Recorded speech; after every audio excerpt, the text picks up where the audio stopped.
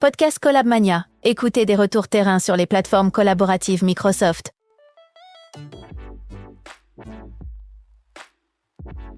Bienvenue Aurélien, merci d'avoir répondu présent à cette invitation. Merci à toi de m'avoir invité. Comment ça va aujourd'hui? Très très bien. Et toi? Écoute, vendredi, ça va bien. Ouais. Looking forward pour le week-end. Écoute, pour commencer, si tu peux te présenter ton parcours et ce que tu fais aujourd'hui dans ton quotidien. Très bien. Donc moi je suis Aurélien Thibard, je suis architecte solution et ingénieur avant-vente chez Magellan au sein de l'entité Microsoft Service. Donc anciennement on s'appelait Exakis Nelite. Voilà, on a changé depuis une dizaine de jours, donc maintenant c'est Magellan. Et je travaille principalement sur les sujets autour de l'intelligence artificielle et de la Power Platform. Au quotidien, j'accompagne des grandes organisations dans la mise en place de solutions AI, depuis les premiers cas d'usage jusqu'à leur industrialisation.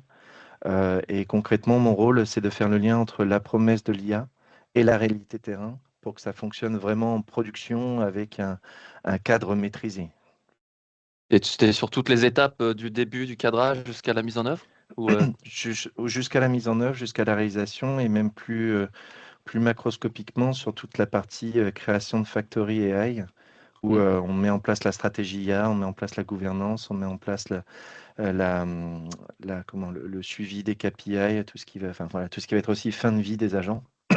Et notamment, on travaille aussi beaucoup avec Agent 365, qui est un outil qui permet vraiment de pouvoir à la fois avoir une cartographie des agents qui sont en place, mais aussi de pouvoir les administrer. Donc voilà, tout ça s'enchaîne dans ce que je peux faire chez les clients. Ok, super, donc à fond Je suis un sur peu l'IA. comme Copilot Studio, je fais du end-to-end. Et sinon, au quotidien, parce que l'IA peut révolutionner notre quotidien, tu utilises quoi et qu'est-ce que tu as pu tester récemment? Alors, j'utilise principalement Copilot, en tout cas, enfin l'IA, je vais mettre plus large, l'IA chez Microsoft, principalement Copilot 365 et les agents que j'ai pu déployer dans Copilot Studio. Et là, très récemment, je joue avec Scout, Ouais. donc qui est le nouvel outil de Microsoft, voilà, qui tient un bon nombre de ses promesses. Et je travaille aussi beaucoup avec Cowork. Alors, le modèle de licensing va certainement évoluer, mais en tout cas, pour l'instant, tant que c'est entre guillemets inclus dans le programme Frontier, on en profite. Et voilà, c'est mes outils d'IA au quotidien.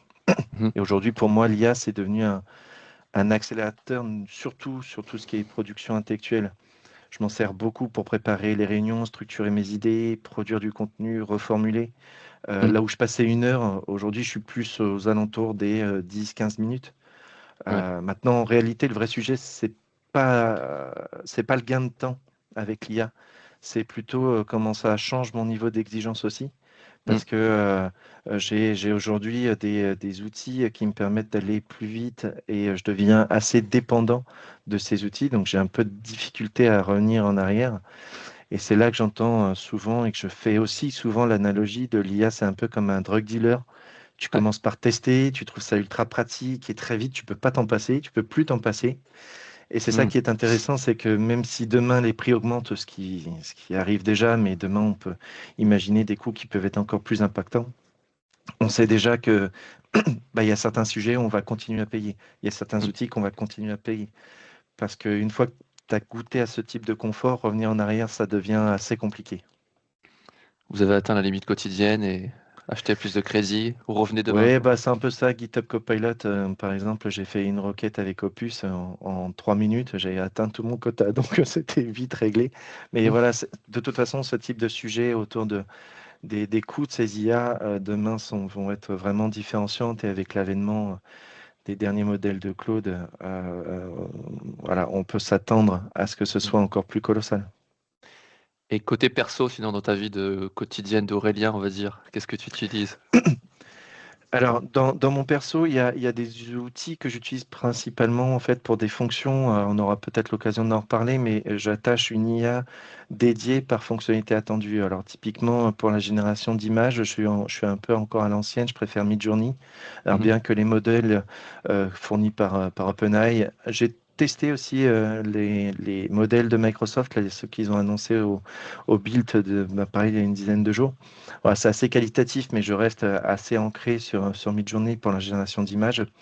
La génération de planches aujourd'hui, alors même si Microsoft a fait quand même un effort considérable sur la génération de contenu de présentation, pour moi, l'un des meilleurs outils reste Gamma. Puisque Gamma permet vraiment d'avoir un niveau de qualité sur le visuel, sur le storytelling qui est assez fort. Et le dernier, un peu en mode fun, en mode plutôt fun, j'utilise des IA pour gérer de l'audio, pour créer des petits contenus audio. Donc là, j'utilise plutôt les outils alors je sais jamais si c'est Sora ou Suno. Je fais la confusion entre les deux. Enfin, là, il y en a un, c'est pour la vidéo, l'autre que c'est pour le son. Je crois que c'est Suno qui est Suno, pour ouais. la vidéo et Sora qui est pour le son. Ou vice-versa, je ne m'en souviens plus exactement. Mais en tout cas, ce sont des outils que j'utilise plutôt là de mode très fun pour donner un cas très concret là pour la crèche de mon fils. J'avais fait une lime de la crèche avec ce type Hmm, d'outil, donc c'est assez cool. sympa.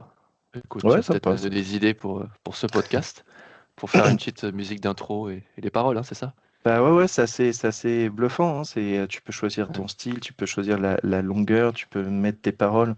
Donc là, en l'occurrence, pour la crèche, c'est un mix à la fois avec Copilot pour générer les paroles et Suno. Ah, putain, je sais jamais. Ah oui, Suno, c'est la chanson et Sora, c'est la vidéo. C'est fou. Et Suno Mhm. pour faire le compte rendu audio. Enfin, pas le compte rendu, pardon, pour faire la piste audio. Donc c'était Ouais. assez fun. C'est ludique, les enfants interagissent, le personnel aussi interagit, donc c'était très ludique. Hmm. Bah, écoute, merci pour ces retours, ça me fera des petits tests à faire en plus. Ouais, Mais oui, clairement, comme tu l'as dit, ça révolutionne vraiment notre productivité. Hier, je répondais à 400 questions dans un Excel, bah, ça m'a bien aidé en tout cas. Bon, il faut quand même vérifier après parce que ça ouais. reste quand même l'humain qui répond. Donc si c'est pas bon, c'est moi qu'on va aller voir. Mais Ouais, en ça effet, pose ça. la question de la responsabilité hein, de ces IA quand Hmm. on les expose notamment à des tiers, hein, mais quand on l'a pour soi et que ça sert à soi, bon, le niveau de responsabilité, on est en général cohérent avec soi-même. Mais Mhm. dès qu'on le partage, dès qu'on le publie, dès qu'on communique, là, ça engage sa responsabilité ou la responsabilité d'une entreprise. Et Mhm. l'IA Act, d'ailleurs, market aussi cette idée que chacun devient responsable de son IA. Ça fait aussi partie des piliers fondamentaux de l'IA responsable de Microsoft. Donc oui, ça Mhm. amène une relecture indispensable avant de communiquer quoi que ce soit. Tu as vu le cas de Air Canada à ce sujet? Ouais, Ou notamment, ouais, il n'y a pas que eux, mais ouais, ouais, notamment. pas que. Là, je sais ce qu'a dit, bah, c'est Air Canada qui est responsable de la réponse, même si c'est un agent qui a octroyé, je sais plus c'était quoi le cas, mais un remboursement, je crois. Ouais.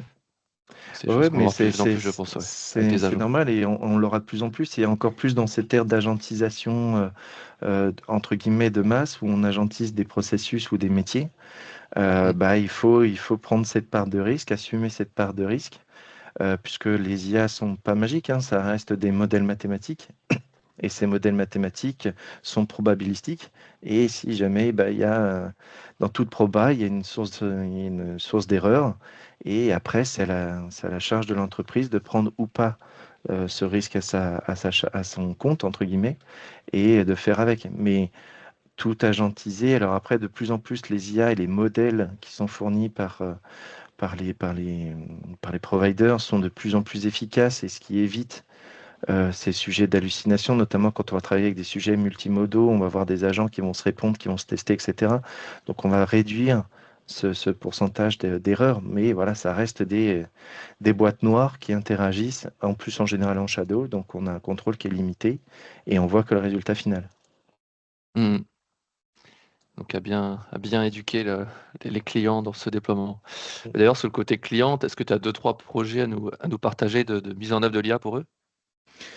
Oui, j'ai plusieurs vues aujourd'hui chez les clients. La plupart aujourd'hui, on travaille beaucoup sur la partie stratégie, gouvernance et méthodologie. On a travaillé chez un client pour un cadrage justement. Donc c'est une grosse entreprise qui travaille dans l'énergie.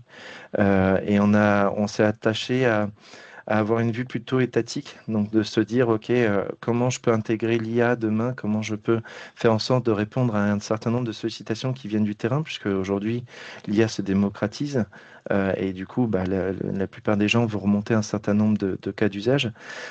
Et du coup, on est intervenu sur faire un rapport d'étonnement, sur déjà identifier ce qui existe, montrer les valeurs que ça peut apporter. Alors, quand je parle de valeur, je ne parle pas forcément que des gains de productivité, mais ça peut aussi amener de la valeur sur un processus qui était difficile, vieillissant. Et aujourd'hui, avec les technologies comme le computer use intégré dans Copilot Studio, bah, il y a des choses qu'on est capable de faire. Donc, le robot de process automation, on est capable de reprendre la main sur des ERP, des outils qui sont un peu vieillissants et qui sont pas exposés forcément en API. Donc là, on a accompagné voilà, toute cette phase et on va continuer à travailler avec eux sur donc, ce qu'on a appelé le POC de l'Agent AI Factory qui va avoir pour vocation de travailler sur 3 à 4 cas d'usage agentiques. Et donc agentique, hein, pas agent déclaratif, donc agentique qui va intégrer des outils. Et on démarre très prochainement. Et j'ai aussi d'autres clients sur lesquels on intervient plus sur la partie delivery. On va créer des agents pour eux. Et notamment, l'un des agents les plus avancés que l'on a pu travailler, c'est un agent qui a pour vocation d'aider les utilisateurs sur la concrétisation de leurs idées sur des projets IA. Donc, il intervient dans un premier temps comme coach. Ensuite, il intervient comme un agent legacy où il va revoir tout ce qui existe dans l'écosystème de l'entreprise pour vérifier s'il n'y a pas un projet existant. Si le projet existe, il fait en sorte de mettre en relation le product owner de cet agent ou de ce projet IA pour venir itérer avec lui, de savoir si c'est une évolution à prévoir sur son produit, si ça répond en partie ou pas du tout, et justement créer un nouveau projet. Et après, on a tout l'aspect légal qui rentre en considération, avec les aspects notamment un peu normatifs autour de l'IA Act, du Data Act, de la RGPD et d'autres process. Un process d'ailleurs qui tient à cœur, qui est le process KISS, dont on avait parlé dans une précédente expérience commune, où voilà, ça met en place ce genre de bonnes pratiques. Et nous, en Keep it, interne, keep pardon? it simple, stupid, c'est ça, C'est hein, ça, pour c'est préciser à ça. l'audience au cas où, Oui, dans c'est une l'idée où un programme doit méthodologie. rester simple, quoi. Ouais, Voilà, c'est une méthodologie qui vise à pas tuer des mouches avec un simplifier. marteau. Voilà, c'est de faire des choses intelligentes et de faire des choses qui soient les plus simples possibles, mais qui répondent à l'usage et pas forcément tout faire d'un coup. Hmm. Et on est en train de travailler, nous également, sur la, alors, je dirais pas la refonte, mais sur le travail de ce qu'est aujourd'hui un architecte et un développeur autour de la Power Platform pour venir agentiser ces métiers. Donc, non pas venir faire à la place d'eux, mais donner les moyens aux développeurs de pouvoir réaliser les opérations, vérifier leur code, vérifier que c'est, notamment si on est sur une apps Canvas, vérifier l'accessibilité en live, etc. Et là, on a introduit des concepts un peu clés avec des agents qui travaillent notamment avec le Power Apps MCP Server directement dans GitHub Copilot ou dans Copilot. On est en train de travailler également avec des agents qui sont extrêmement spécifiques, qui ont travaillé sur le Learn et d'autres MCP de Microsoft, notamment celui du Dataverse, pour aller enrichir des apps de type model driven. Donc là, on est en train de travailler justement sur tout cet écosystème autour du développeur de la Power Platform qui demain sera à la fois un développeur Power Platform, mais également alors je dirais pas un expert, mais en tout cas un sachant avancé autour de l'IA et de l'agentique. Hmm. Dans le but, du coup, d'accélérer sa méthode de développement, c'est ça, hein. Créer des Oui, et puis d'être interfaces, du code plus rapidement, etc. créer des interfaces et aussi ne pas être totalement décorrélé. On sait que, par exemple, autour de la Power Platform, tout ce qui va être composants, bibliothèque de composants, tout ça, c'est des choses à maintenir, etc. Là, l'idée, c'est de se dire, on fait ça dans des bibliothèques, on va créer des skills, on va créer des comportements attendus, et comme ça, l'utilisateur n'a pas à refaire la roue à chaque fois ou n'a pas à se faire mal, de se dire, OK, maintenant, j'ai un composant qui était sympa, un composant calendrier, très bien, je voudrais l'exposer à tous. Faisons autrement. Donc voilà, on Hmm. travaille sur le processus global de création de produits autour de la Power Platform. On se focalise dans un premier temps autour de Power Apps, mais on travaille également côté Power BI et côté Power Automate. Alors je dois avouer, on délaisse un peu côté Power Pages à date, mais on travaille en tout cas beaucoup sur Canvas, enfin sur les Power Apps et sur Power Automate et Power BI. Ok. Et si je reviens sur le projet que tu indiquais d'agents qui aidaient finalement les métiers, hein, c'est ça, Hmm. à les orienter vers le bon cas d'usage ou la bonne techno, est-ce que derrière, ben, on garde quand même comment dire, une information de la DSI peut-être, ou une validation à un moment donné, ou c'est purement juste un échange avec un agent et après il vient avec son cahier des charges côté DSI? Ben, c'est très intéressant, c'est que c'est un format hybride. C'est-à-dire que le process de l'agent, il est fait pour évaluer la maturité de l'utilisateur et en fonction d'un certain nombre de réponses, on l'oriente sur un parcours d'accompagnement total, accompagnement partiel ou de l'autonomie. L'objectif in fine de ce client, c'était de donner un outil aux utilisateurs pour dire, bah, OK, si vous voulez créer un agent qui récupère une pièce jointe de votre boîte mail, qu'on Mm. fait un compte rendu et qu'il l'envoie à une équipe parce que c'est un sujet qui est sur la veille technologique. Donc ça, c'était très bien. Ça, ce sont des sujets qui vont plutôt être traités de manière autonome. Donc l'agent, lui, a pour vocation, justement, dans toute cette partie legal, dans toute cette partie utilisation des outils qui ont été validés par la DSI, d'identifier si oui ou non il y a besoin d'accompagnement. Et en cas d'accompagnement total, c'est un processus d'évaluation, d'approbation et de suivi qui est mis en place de manière totalement automatique et autonome, de manière à ce que, il puisse y avoir une vraie priorisation de ces usages, de ces produits, enfin de ces UD plutôt, une vraie priorisation en fonction de la valeur. Et je fais Mhm. attention à dire valeur et pas forcément du gain de productivité, parce que Ouais. la valeur n'est pas forcément c'est pas forcément qu'un métrique associé au temps Mhm. ou à l'argent, bien que quand on parle de valeur, en général, ces deux sujets-là arrivent très vite. Mais on arrive aussi sur de la qualité, qui peut être aujourd'hui un peu délaissé dans cet écosystème d'AI, mais on a un triptyque, voilà, qu'on essaye de travailler avec cet Mm. agent. Mais l'accompagnement est vraiment hybride. Ouais. Ouais, c'est super, du coup ça te fait un peu ton recueil de besoins, gouvernance, tout en même temps finalement, parce que tu t'adresses à un guichet unique, on va dire, qui t'oriente, quoi. Ok. Exactement. Et ce qu'on a travaillé aussi, c'est que on a appris aussi de nos expériences et on sait que aujourd'hui certains projets AI, euh, on va dire déraillent parce que non pas parce que la techno est plus ou moins mature. Alors les outils ont leurs limites, les modèles ont aussi leurs limites et leurs spécificités, mais on s'est rendu compte aujourd'hui, avec le recul, que faire un couteau suisse avec un agent, avec une IA, c'est trop demandé. C'est-à-dire qu'un agent qui va vouloir tout faire d'un coup, on perd dans sa valeur, on va perdre, la réactivité va être lente, le coût va être colossal, la maintenance va être difficile, le développement va être difficile à contrôler. Donc on a sur cet agent dont je parlais, on a créé une méthodologie où se dire, OK, si on a une tâche qui est dédiée, plutôt que de le traiter dans une rubrique dans le mode classique de Copilot Studio, ou plutôt que de le Mm. traiter dans l'instruction générale, on va le traiter dans un agent. Et en fait, on Mm. a un agent qui va traiter d'autres agents. Donc, on vient faire des agents, des notions d'agents parents-enfants, avec notamment l'utilisation aussi potentielle de protocoles comme agent-to-agent, notamment parce qu'on a certains clients, on a dû créer, enfin, utiliser des modèles qui étaient sur Foundry, Mm. des modèles très spécifiques sur Foundry qu'on a aussi potentiellement pré-entraîné. Et on s'est servi de la création de l'agent dans Foundry pour l'intégrer dans Copilot Studio pour que justement, lorsqu'il y a un sujet qui est extrêmement spécifique, on utilise plutôt la capacité de Foundry et de notre agent qu'on avait déployé à côté et de l'intégrer justement dans cet agent global. Donc, on a une vraie stratégie aujourd'hui de se dire, bah, OK, il faut d'abord se focaliser sur le besoin plutôt que sur les outils et de s'intéresser d'abord sur votre cible, c'est ça. Pour atteindre cette cible, il faut mettre en place ça. Et si vous voulez aller plus loin, il faudra penser à créer potentiellement des agents et notamment sur demain, un vrai sujet qui va intéresser toutes les parties prenantes, c'est les sujets des coûts Mm. puisque les modèles, la facturation des modèles n'est plus au siège, il passe au token, donc il passe à la manière dont on le consomme et la manière dont les modèles vont travailler. Ça aura un impact financier qui sera non négligeable. Donc, on va être obligé d'avoir des agents très spécifiques qui vont utiliser ce qu'on appelle des SLM, des Small Language Models, qui vont faire des tâches très spécifiques sur lesquelles on ne va pas demander une grosse intelligence, mais qui vont nous permettre, in fine, d'avoir un équilibre financier acceptable au vu du besoin. Ouais. Donc il se peut que tu reviennes sur des choses que tu as déjà mis en place il y a 2 ans, par exemple, ou 1 an, Oh, enfin, pour il y a aller, même pour aller des, optimiser tout ça. Mais c'est une vraie réalité. Aujourd'hui, il y a même des projets qu'on a livrés il y a 6 mois, on revient dessus pour les optimiser.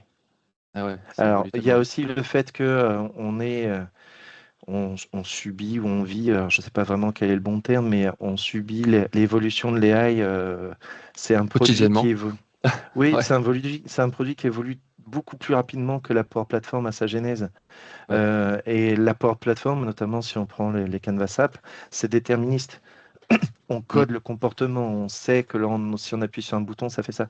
Sur l'IA, c'est pas déterministe, c'est probabiliste. Et donc, fatalement, on a tout cet aspect qui est un peu flou, enfin, pas Boîte flou, noire, mais comme tu disais tout à l'heure, ouais.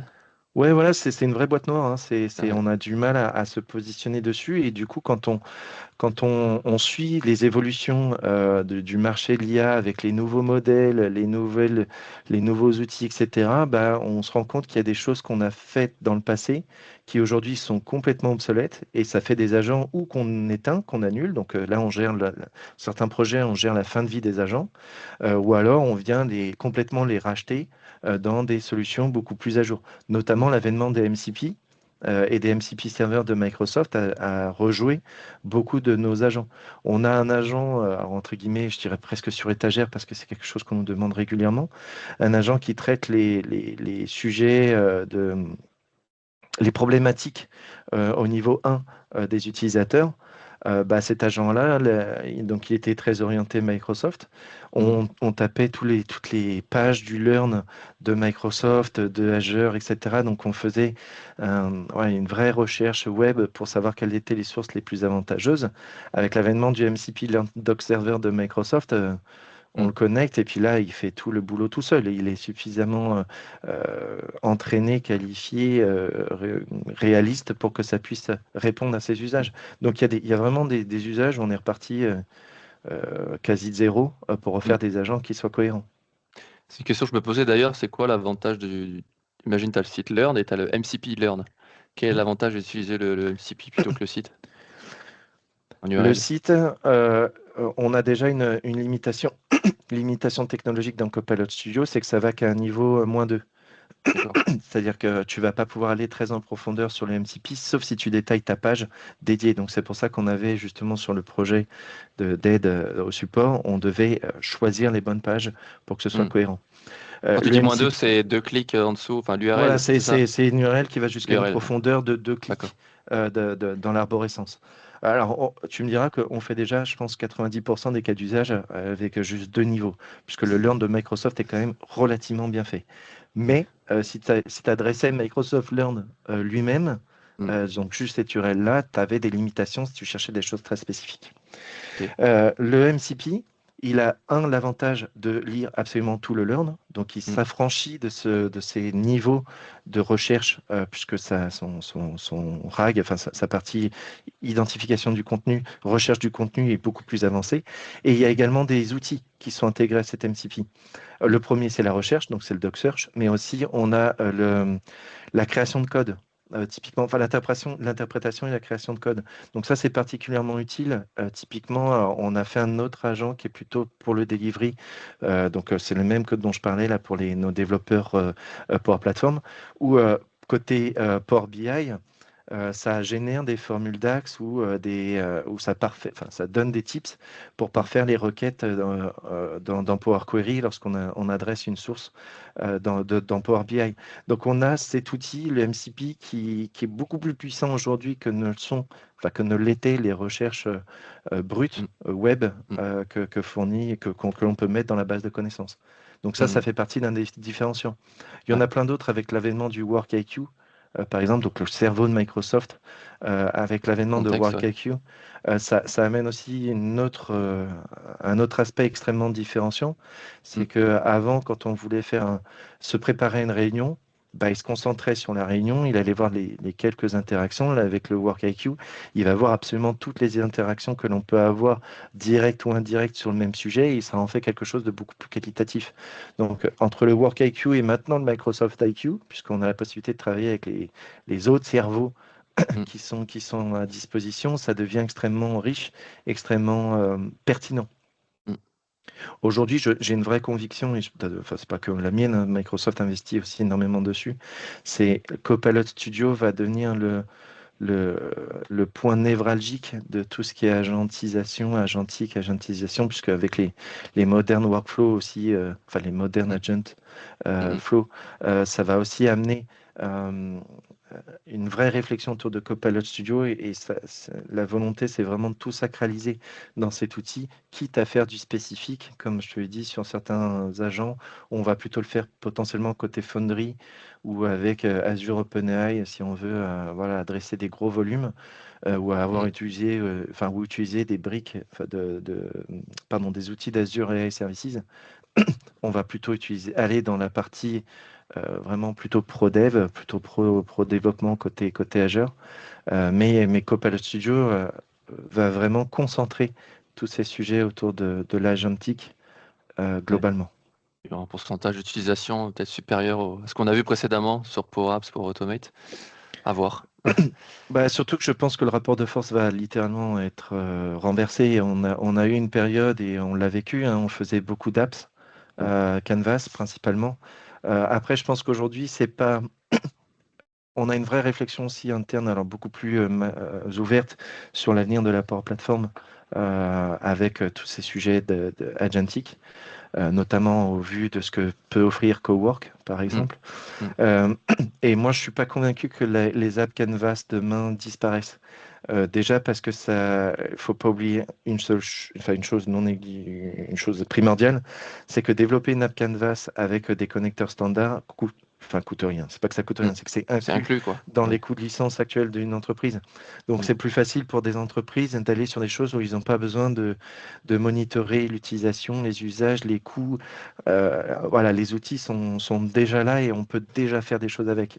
Donc je suis pas convaincu que les Canvas Apps meurent demain et restent un usage qui est clé. Et Mm, notamment, mm. on l'a vécu sur le client dans lequel on a travaillé tous les deux dans le passé, où il y a certains usages enfin, il y a certains clients plutôt qui veulent des agents pour faire du formulaire, pour faire des processus type formulaire. Et ça, on a vite tendance à ramener plutôt sur la Power Platform. Et Mm. là, du coup, ça me fait penser, je sais que tu as interviewé Nada Ouais. c'était sur le précédent podcast, et j'avais suivi une conférence qu'elle avait fait avec Loïc Simon Mm. sur l'AI versus AI, l'intelligence artificielle versus l'automatisation intelligente.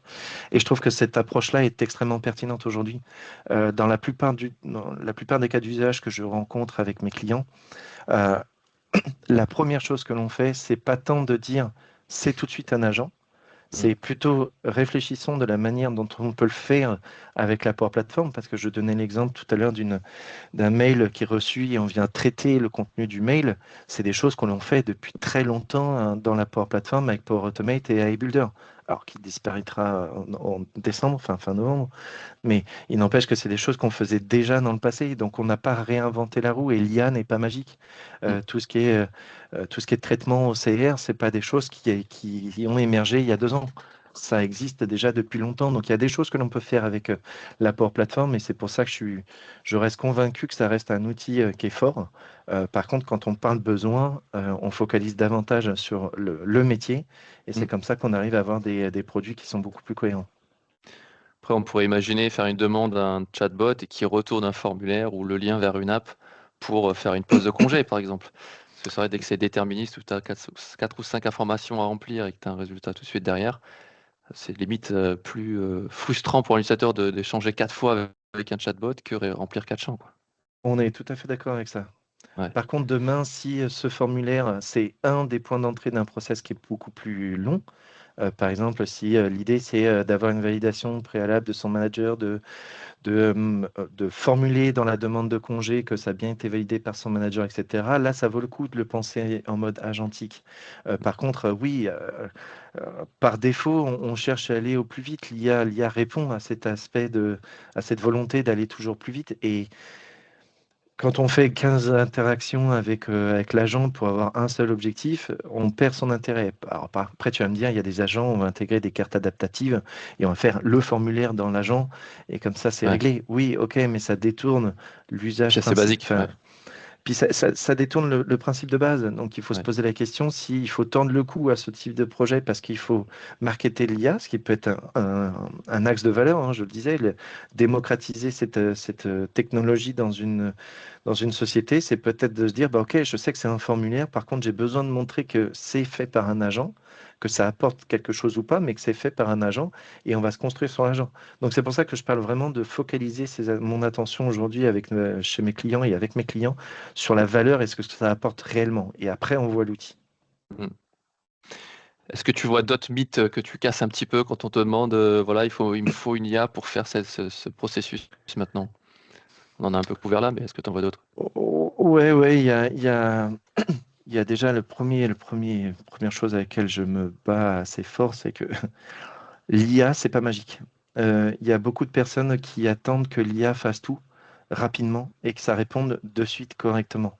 C'est pas magique et ça reste un écosystème qui évolue. L'architecture même de Copilot, si on n'est pas dans l'univers des agents, l'architecture même de Copilot, lorsqu'on chatte avec lui, il vient auditer ce qu'on a le droit. Alors quand on a Copilot 365, mais il vient auditer sur Microsoft Graph Mm. les documents, les outils que l'on a accès. Après, il vient enrichir un prompt qui vient faire digérer par le LLM qui vient faire sa partie transformer, donc la partie je contextualise, je comprends l'intention, j'essaie de répondre et du coup qui enrichit encore une fois la réponse vers l'utilisateur. Donc c'est pas magique. Ça reste des outils qui ont besoin d'être éduqués. Euh, il y a il y a un grand scientifique qui s'appelle Yann LeCun qui a d'ailleurs maintenant ça a monté son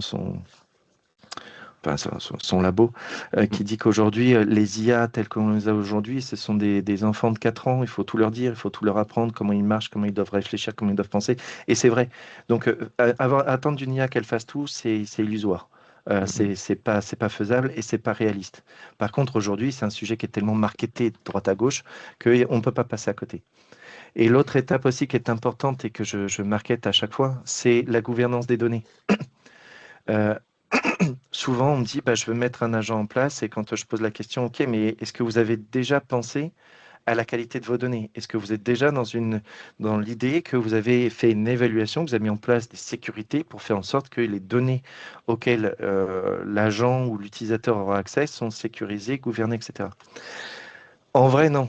La plupart du temps, on ne le fait pas parce qu'ils veulent aller vite, parce que ce sont des utilisateurs qui sont, pareil, happés par l'aspect marketing de l'intelligence artificielle et qui se Mm. disent, testons d'abord et voyons ce que ça ressort et après, je mettrai en place la sécurité.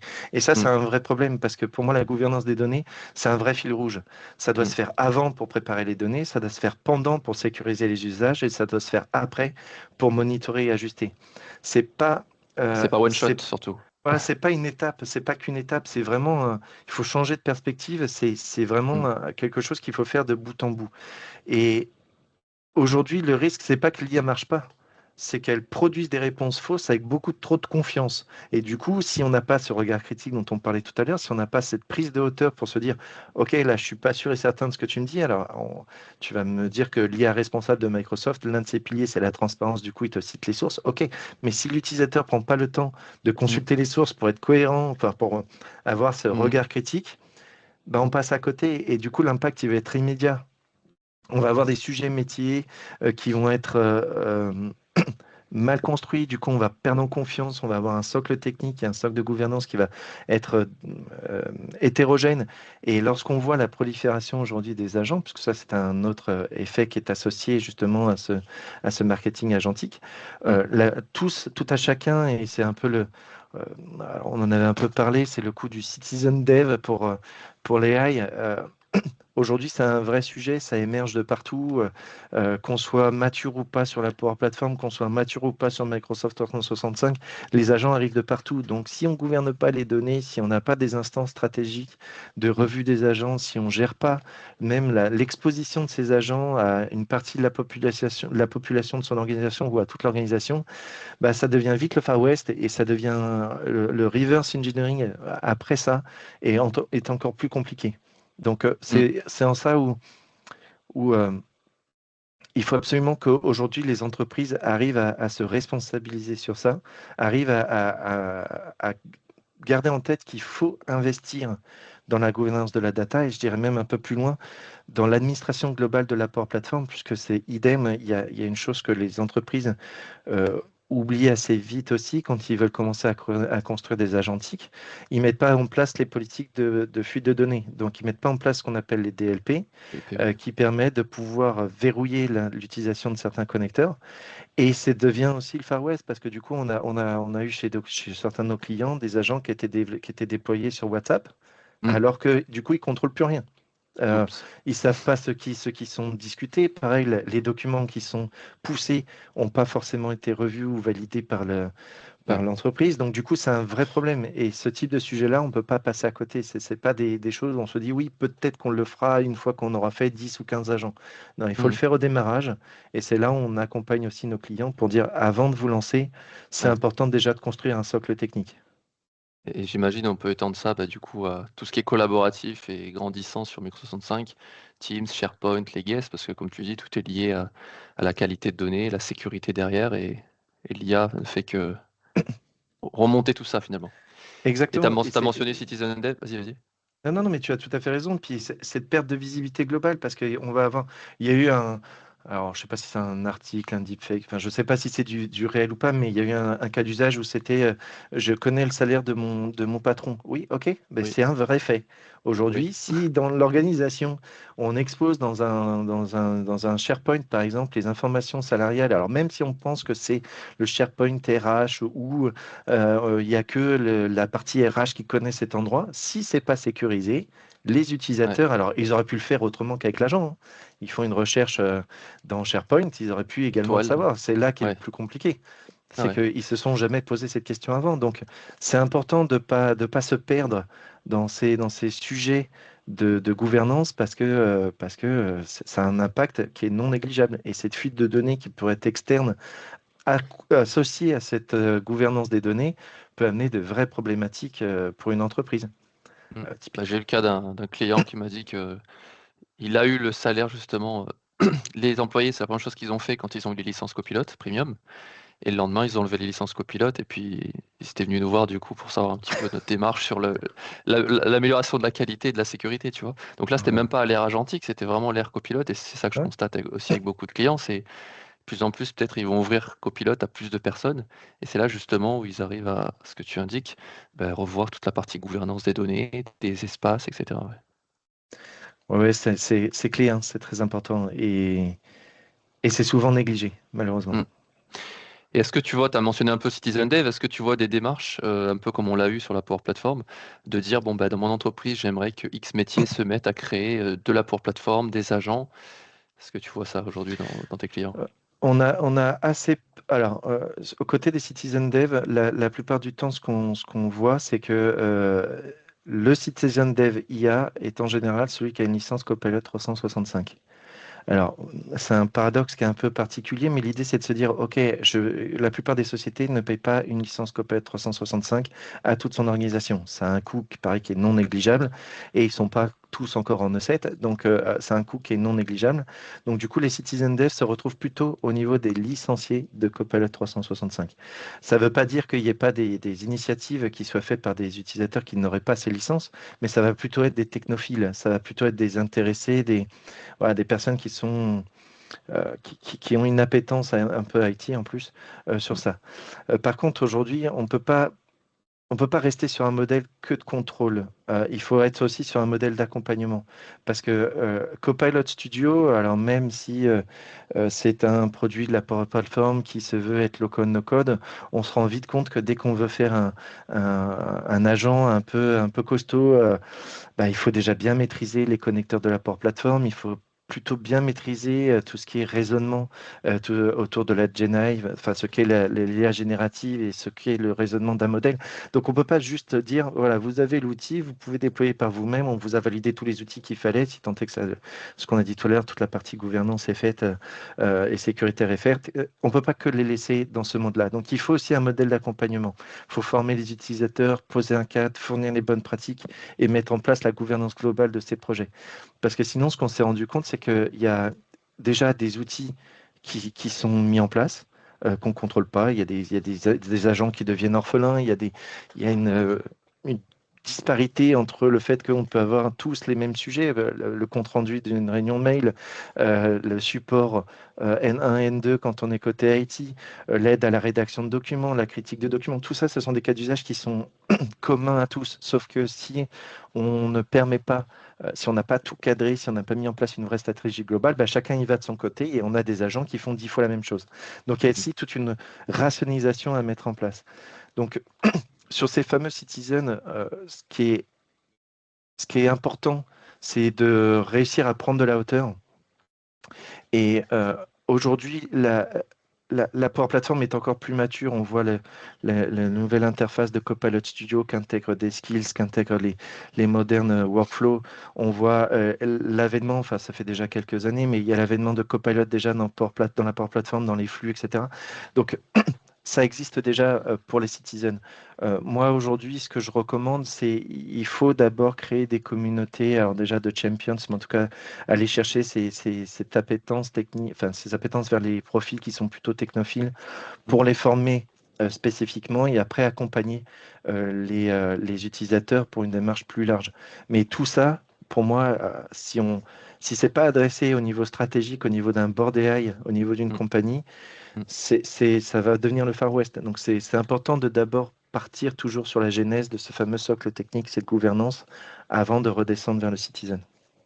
Le fameux centre d'excellence IA ou low-code qu'on retrouve dans certaines entreprises C'est un peu ça. C'est pour un peu ça. piloter et puis après mettre aussi en relation toutes ces personnes qui se retrouvent un peu éparpillées dans l'entreprise pour se partager les connaissances. Parce que moi-même, je le constatais, étant quand même un geek, etc., j'ai du mal à suivre. Et au final, ce qui me fait le plus apprendre, c'est justement ces podcasts, c'est d'échanger sur comment toi tu utilises l'IA, comment toi tu as Mm. utilisé Copilot dans Word. Et c'est ce changement de cas d'usage de quotidien, parce qu'on a nos habitudes, hein, des fois qu'on n'a pas trop envie de changer. Et c'est ça qui fait que on utilise peut-être une meilleure manière de faire, quoi. Ah oui, je te Ok. rejoins complètement. Et dans la meilleure manière de faire, tu parlais de Rex qui est très important. Donc, ce que moi je vulgarise par fournir les bonnes pratiques, mais c'est Rex et bonnes pratiques.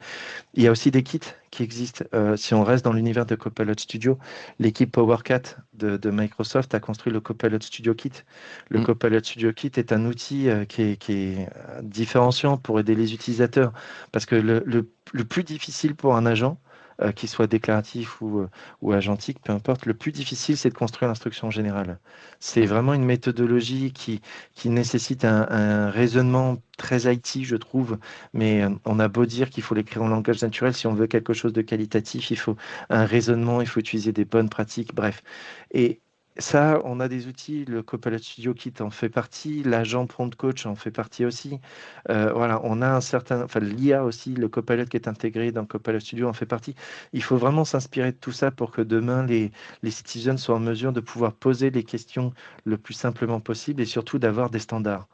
Parce mm. que l'IA étant une boîte noire, si on standardise pas des bonnes pratiques sur le dev, sur la sécurité, sur les coûts, etc., on ne maîtrisera pas. Mm. Ben, merci Aurélien, c'était super intéressant. Du coup, je vais te laisser le mot de la fin. Ce que tu voudrais nous partager pour clôturer tout ça. Oui, alors le mot de la fin, si je devais résumer aujourd'hui, on se rend compte que on est encore qu'au début de l'IA, alors même si ça fait 2 ans et que les évolutions sont très fortes. On a vraiment, ma vision, en tout cas à date, il y a deux teams. Il y a la team des personnes, des compagnies qui sont très avancées. Ils ont pris le virage il y a 2 ans et ils sont dans la partie où je veux agentiser tous les processus. Et puis on a les profils qui sont plutôt dans la prudence, qui ont besoin de se faire rassurer, etc. Et là, on commence à réouvrir les sujets autour de l'apport plateforme, puis de Copilot Studio, etc. Donc, ma vision, c'est qu'aujourd'hui, l'AI et la partie agentic, agent déclaratif, on est encore au début. Euh, Aujourd'hui, on parle beaucoup d'usage, mais très vite, on va parler aussi de modèle économique. Aujourd'hui, on ne paye plus les outils, enfin, on ne paye plus pour un outil, on paye pour chaque interaction avec un outil. Les modèles ne sont plus à l'usage, mais au token, comme le cloud à ses débuts d'ailleurs. Et s'il y a un sujet qui va devenir incontournable, c'est l'impact. Parce qu'on a parlé beaucoup des coûts, mais il y a aussi pour moi un aspect qui est fondamental, c'est l'impact environnemental. Une IA, ça consomme, ça coûte et ça a un vrai impact sur son entraînement déjà. Quand on voit que aujourd'hui, sur un déplacement, enfin sur un véhicule, c'est à peu près 4 tonnes de CO2 par an. Quand on voit les projections estimées de ce que sont les émissions de CO2 pour l'entraînement de GPT-5, c'est quasiment 1000 fois plus. Enfin, aujourd'hui, on ne peut pas continuer à ma vision. Il faut qu'on arrête aussi cette course au meilleur modèle, à toujours plus de modèles. Je serais curieux de savoir comment Fable, enfin, comment les derniers modèles de Claude ont été entraînés et quel est l'impact. Et pour moi, ça, il ne faut pas le négliger aujourd'hui. C'est un aspect qui est complètement mis de côté, y compris dans la législation, hein. On n'a pas aujourd'hui, alors même si la plupart des sociétés se doivent d'avoir une empreinte écologique mesurée, aujourd'hui, Pas dans l'IA ne l'IA, fait pas quoi. encore partie. Ouais, Donc, ouais. c'est pour moi, c'est un sujet demain qu'il ne faudra pas négliger. Et idem sur la partie IA, AI, Agentic for All. À un moment donné, il faudra aussi qu'on revienne sur des usages peut-être un peu plus raisonnés de notre utilisation de l'IA. Euh, j'ai longtemps, enfin, il y a quelques moments, je parlais d'abêtissement général. À force de tout déléguer par l'IA, on ne réfléchit plus, on ne pense plus, on ne critique plus. Donc, il y a aussi, et le pire, ce sont les étudiants aujourd'hui qui utilisent l'IA partout. Donc, Mm, ils perdent dans la réflexion, dans la méthodologie. Donc ça, pour moi, ce sont des vrais impacts sociétals et environnementaux aujourd'hui qui sont assez négligés globalement. Alors, les grandes entreprises, entre guillemets, pour l'instant, ne veulent pas ou mettre des œillères sur ce type de sujet, mais voilà, pour moi, ça reste des enjeux qui seront forts. mm. Donc demain, une bonne solution IA ne sera jamais juste une solution qui marche, ce sera une solution qui sera aussi maîtrisée, optimisée, responsable, gouvernée. Donc voilà, on a un bel avenir autour de ça. La Power Platform existera encore, il y a encore de beaux jours devant elle, et Mm. notamment les apps, les flux, les Power BI, Pages. Je suis pas un grand Ouais. défenseur de cet outil, mais voilà, il n'empêche que on continuera à travailler fortement et heureusement, il y a des sujets qui sont extrêmement intéressants et on y met de la valeur avec ces fameux agents demain. Mm. Ben, merci encore Aurélien. Je pense qu'on Merci à refera un toi. point très prochainement, vu à la vitesse à laquelle ça change. Oui, Excellente certainement. journée ouais.